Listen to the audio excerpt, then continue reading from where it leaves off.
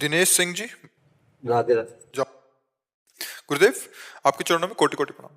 गुरुदेव, मैं बहुत पापी इंसान हूँ। मुझे लगता है कि मुझसे पापी कोई इंसान होगा ही नहीं। महाराज जी, मुझसे इतने पाप हो चुके हैं कि मैं उन पापों को अपने मुख से वर्णन नहीं कर सकता। लेकिन जब से आपको सुनना प्रारंभ किया है, मेरे जीवन में अनेक बदलाव आए हैं। मैं पिछले नवंबर से आपको सुन रहा हूँ, तब से सारे नशों से मुक्ति मिल गई है। गुरुदेव, मैं बिना माला के प्रतिदिन श्री राम जी का भजन करता हूँ। ये पता नहीं कि कितना करता हूँ, पर जब से आपको सुना है तब से तीसरी बार वृंदावन आए। बस ये वासना अंदर से खत्म नहीं हो रही, इसका कोई उपाय?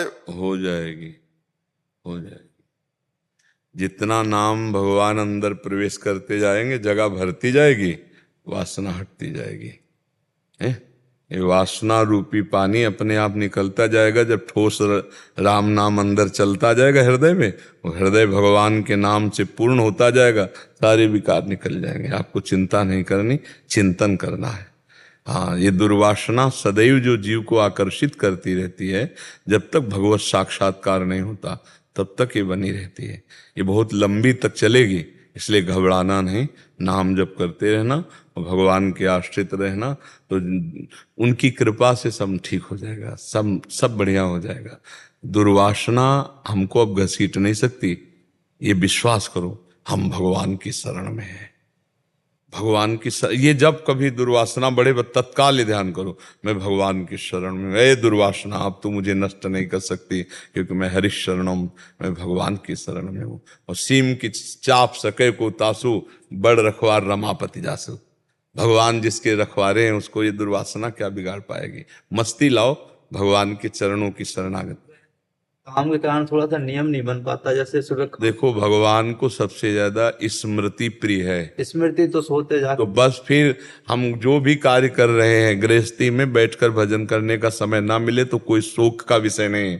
हाँ, जो काम कर रहे हैं वो नाम जप करते हुए कर रहे हैं, बस सबसे बड़ा भजन हो जाएगा। बात समझो। आसन में बैठ करके ये विरक्तों के लिए, गृहस्थों के लिए फावड़ा चला रहे हैं, राम राम राम।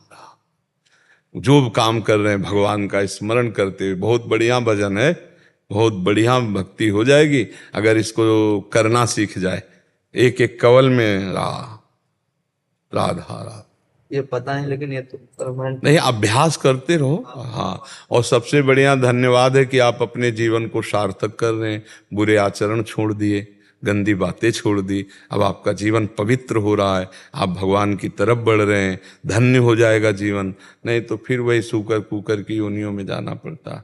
पक्का समझो, जो मनुष्य देह प्राप्त करके असत आचरण करता है, उसकी दुर्गति। जो न तरे भव सागर, अस समाज नर पाए, स्वत्य निंदक मंदमति आत्महनन गति जाए। वो आत्महत्यारा अपना उद्धार कर नहीं पाया मनुष्य देह में, और उसकी दुर्गति होगी।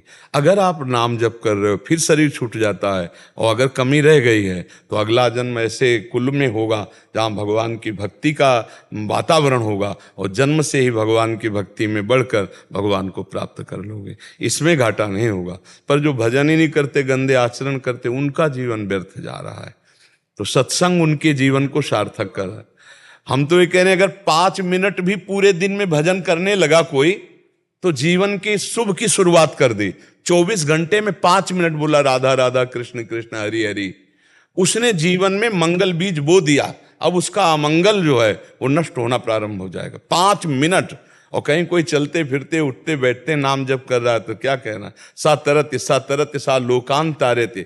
नाम जापक भक्त अपने आप को तार देता है, अपने परिवार को तार देता है, अपने कुल को तार देता है, और कह रहे हैं लोकान तार्यति, वो लोक के लोक को तार सकता है। मम भक्ति युक्तो भुवनम पुनातु, भुवन का भुवन पावन कर सकता है। इसलिए खूब भाव से नाम जप करते रहो, वासना की चिंता मत करो, उपासना में लगो, वासना अपने आप नष्ट हो जाएगी।